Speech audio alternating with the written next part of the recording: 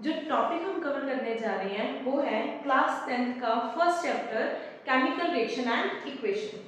तो चैप्टर जो अब हम कवर करेंगे that is chemical reaction and equation. Chemical reaction and equation full on science और केमिस्ट्री का बेसिक है। केमिकल रिएक्शन में हम ये सीखते हैं कि एक रिएक्शन क्या है, उसे किस तरह से लिखते हैं और किस तरह से बैलेंस करते हैं। तो ये बहुत इंपॉर्टेंट टॉपिक है और बहुत इंपॉर्टेंट चैप्टर है ऑन बोर्ड्स भी। हर बार हर बोर्ड इसमें से मैक्सिमम क्वेश्चंस कवर करती है। तो आइए देखते हैं कि इसमें से कौन से टॉपिक्स हैं जो हमें कवर करने हैं। केमिकल रिएक्शन एंड इक्वेशन में सबसे पहला जो टॉपिक है दैट इज केमिकल रिएक्शन। तो केमिकल रिएक्शन में बच्चे हम बस ये पढ़ेंगे कि केमिकल रिएक्शन क्या है, इसे क्यों केमिकल रिएक्शन कहा जाता है और इसमें क्या क्या चीजें आती है। ठीक, सेकंड जो टॉपिक है that is examples of chemical reaction. तो examples of chemical reaction is from the day to day life, daily basis पे जो हम एग्जांपल्स देखते हैं उसी पे हम डिस्कस करेंगे केमिकल रिएक्शन को। Third is the chemical equation.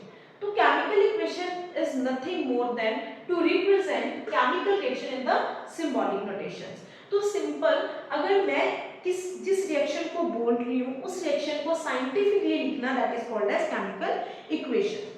जो फोर्थ टॉपिक है इसमें that is called as balancing of chemical equation, कि एक केमिकल इक्वेशन को हम किस तरह से बैलेंस कर सकते हैं। देखो, बैलेंसिंग इंपॉर्टेंट है केमिकल इक्वेशन में कैसे, जिस तरह से हर एक चीज को बनाने में या अक्कर करने में उसकी क्वांटिटी मैटर करती है, उसी ढंग से किसी भी रिएक्शन को अक्कर करने के लिए बैलेंसिंग सबसे इंपॉर्टेंट है कि कितने मॉलिक्यूल्स अटैच्ड होकर कितने मॉलिक्यूल्स प्रोड्यूस करेंगे। तो मैं ये कह सकती हूँ कि बैलेंसिंग बेसिकली इस ढंग से की जा सकती है कि कितने मोल्स या कितने मॉलिक्यूल्स रिएक्ट होकर कितने मॉलिक्यूल्स ऑफ प्रोडक्ट को फॉर्म करेंगे। क्लियर। और सेकेंडली जो बैलेंसिंग है वो आपका सबसे इंपॉर्टेंट टॉपिक है, क्योंकि बोर्ड में मैक्सिमम इस टॉपिक से सबसे ज्यादा क्वेश्चंस कवर किए जाते हैं। उसके बाद जो टॉपिक आ गया that is called as type of reaction. तो केमिकल रिएक्शन में जो इंपॉर्टेंट टॉपिक नेक्स्ट है that is the type of reaction. मेरे पास बहुत सारे टाइप्स ऑफ रिएक्शंस हैं in chemical reaction, like combination है, डिकम्पोजिशन है, डिस्प्रोपोर्शनेट है एंड मैनी मोर। वो सारे डिटेल्ड में कवर करेंगे जब हम ये टॉपिक डिटेल डिस्कस करेंगे। At last the smallest but the most important topic that is corrosion. तो कोरोजन हम सबको पता है कि what is corrosion, basically rusting of iron को हम कोरोजन में लेते हैं, बट इसमें हम कोरोजन को डिटेल स्टडी करेंगे कि कोरोजन क्या है और उसमें छोटी छोटी कुछ बेसिक्स, साथ में कुछ बेसिक्स प्रॉपर्टीज डिस्कस करेंगे। सो ये सारा डिटेल है हमारे chapter chemical reaction and equation में, जिसे हम टर्न बाय टर्न पढ़ेंगे और इजी वे में इसको समझने की कोशिश करेंगे। तो आइए इस चैप्टर के फर्स्ट टॉपिक डिस्कस करते हैं that is called as chemical reaction. तो केमिकल रिएक्शन क्या है? केमिकल रिएक्शन को अगर हम समझे तो रिएक्शन वर्ड मींस किसी चीज का एक्शन में आना, है ना। मतलब अगर मैं ये बोलूं कि इस मेडिसिन से मेरे को स्किन एलर्जी हो गई, मींस दिस मेडिसिन रिएक्ट मी। ठीक, मतलब उस मेडिसिन का स्किन के ऊपर कुछ इफेक्ट पड़ना that is called as reaction. So similarly chemical reaction है एक वो चेंज जिससे एक नया प्रोडक्ट प्रोड्यूस हो that is called as chemical reaction. तो केमिकल रिएक्शन को अगर हम समझे, केमिकल रिएक्शन क्या है? एक केमिकल चेंज है जिसमें एक नया प्रोडक्ट बनेगा that is called as chemical reaction. Clear. तो एक वो केमिकल चेंज जिसमें एक नया प्रोडक्ट बन रहा है but the product should have different properties is called as chemical reaction. मतलब मैं ये बोल सकती हूँ कि हर change is not a chemical change और is not a chemical reaction.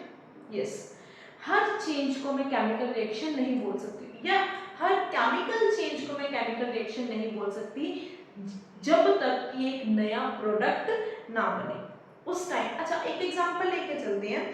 Suppose करो I have an example of milk. ठीक है, तो मिल्क में मैं दो चीज ऐड कर रही हूँ। सपोज करो एक मैं इसमें ऐड कर रही हूँ sugar, I am adding sugar in the milk and same time I am adding lemon in the milk. तो व्हाट विल हैपन, देखते हैं। जो शुगर इन अ मिल्क ये मेरे को सिर्फ और सिर्फ क्या प्रोवाइड करेगा? Sweetness in milk. तो ऑब्वियसली मिल्क शुगर जब मिल्क में ऐड होगी तो स्वीटनेस आएगी मिल्क में, इससे अलावा कुछ नहीं होगा। और अगर मैं लेमन ऐड कर रही हूँ तो इट विल कन्वर्टेड इनटू चीज। तो हम दोनों को हिसाब लगाते हैं कि जब मैंने शुगर को मिल्क में ऐड किया तो मेरे पास स्वीटनेस आई, मतलब आई कैन सी उसका टेस्ट चेंज हो गया, है ना। बट वहीं जब मैंने लेमन को मिल्क में ऐड किया तो मेरे पास चीज प्रोड्यूस हो गया। और चीज इज अ प्रोडक्ट, ये एक अलग से एक मटेरियल है। तो मैं ये बोल सकती हूँ कि when milk added in a sugar it is कुछ हुआ, but this is not chemical reaction. क्यों? क्योंकि कुछ नया नहीं बना। क्या बना? सिर्फ वो जो मिल्क था उसमें स्वीटनेस ऐड हो गई बस। और मैं ऐसे बोल सकती हूँ कि जो मिल्क था उसका टेस्ट चेंज हो गया बस। बट अगर मैं लेमन को मिल्क में ऐड कर रही हूँ तो एक नया प्रोडक्ट बन रहा है, चीज, जिसको मैं ये बोलूंगी yes that is a chemical reaction. तो एक बेसिक एग्जांपल से हमें ये पता चला कि हर बार किसी चीज में चेंज आना is not a chemical change और केमिकल रिएक्शन अनटिल और अनलेस कोई नया प्रोडक्ट ना बने।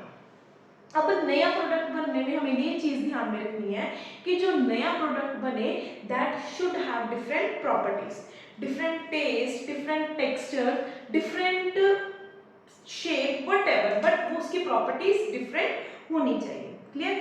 अच्छा, एक और बात मैं ये देखती हूँ कि अगर मिल्क में लेमन ऐड करने से मेरे पास चीज बन रहा है तो क्या चीज जो है दोबारा मिल्क में कन्वर्ट होगा?